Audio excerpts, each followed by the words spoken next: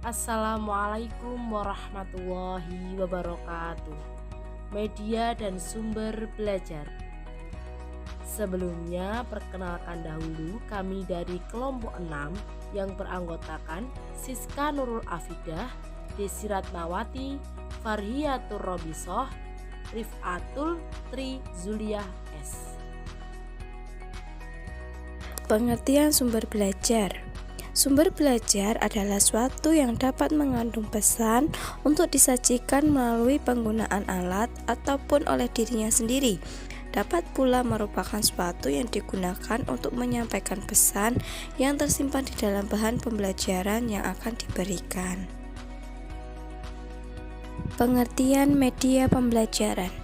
Media pembelajaran adalah alat yang dapat membantu proses belajar mengajar sehingga makna pesan yang disampaikan menjadi lebih jelas dan tujuan pendidikan atau pembelajaran dapat tercapai dengan efektif dan efisien. C. Macam-macam media pembelajaran. Media pembelajaran dibedakan menjadi 4 macam. Yang pertama yaitu media audio. Media audio adalah media yang menyalurkan pesan audio dari sumber pesan ke penerima pesan. Media audio berkaitan erat dengan indera pendengaran. Contohnya seperti radio, telepon, dan laboratorium bahasa. Yang kedua yaitu media visual. Media visual adalah media yang mengandalkan indera penglihatan. Media visual dibedakan menjadi 2, yaitu yang pertama adalah media visual diam. Contohnya seperti foto, film bingkai, grafik, diagram, dan poster. Yang kedua yaitu media visual gerak. Contohnya seperti gambar-gambar proyeksi bergerak seperti film. Yang ketiga yaitu media audiovisual.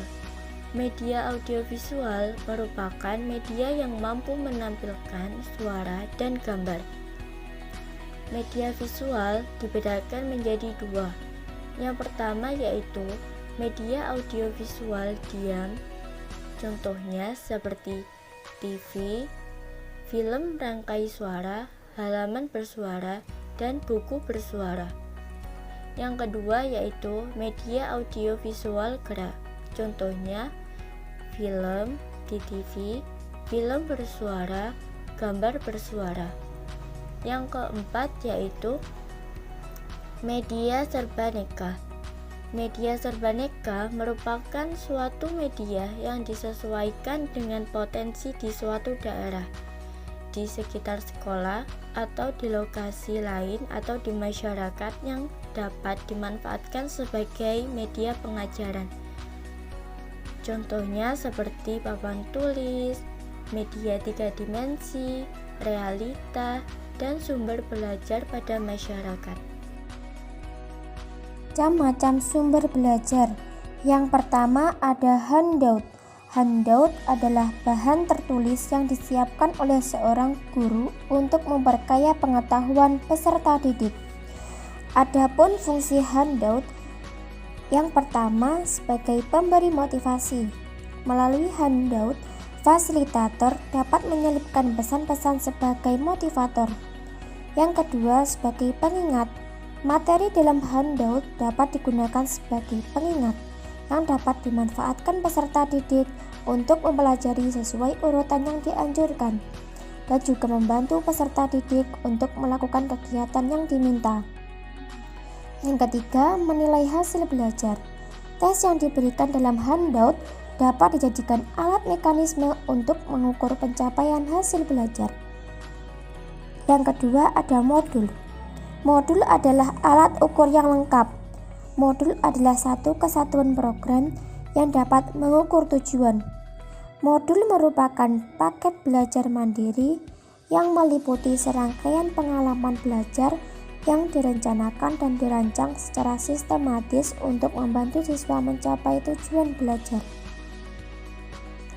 Adapun fungsi modul, yang pertama, adanya peningkatan motivasi belajar secara maksimal.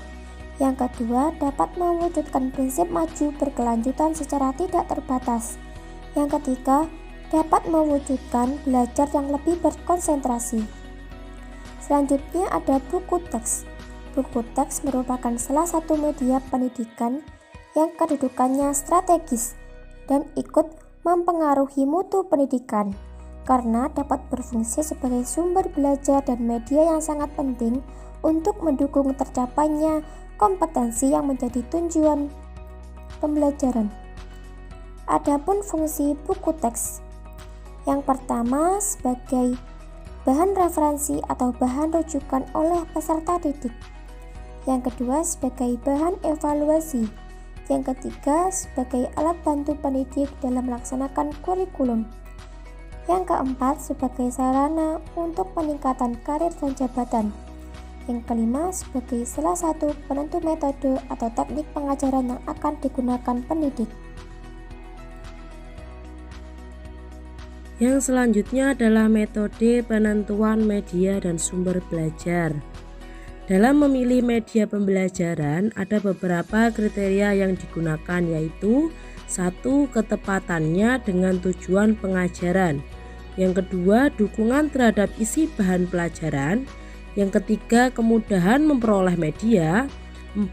Keterampilan guru dalam menggunakannya. Yang kelima, tersedia waktu untuk menggunakannya. Yang keenam, sesuai taraf berpikir siswa. Pengembangan media pembelajaran dan sumber belajar. Ada beberapa hal yang dapat meningkatkan hasil belajar siswa dengan adanya media pembelajaran.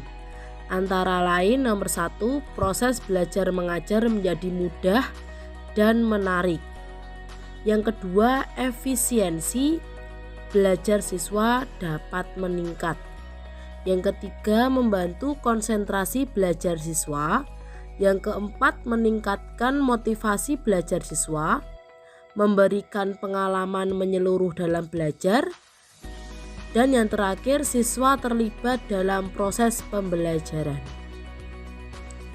Oke, thank you. Sekian dan terima kasih. Jika ada salah kata atau penulisan kami mohon maaf.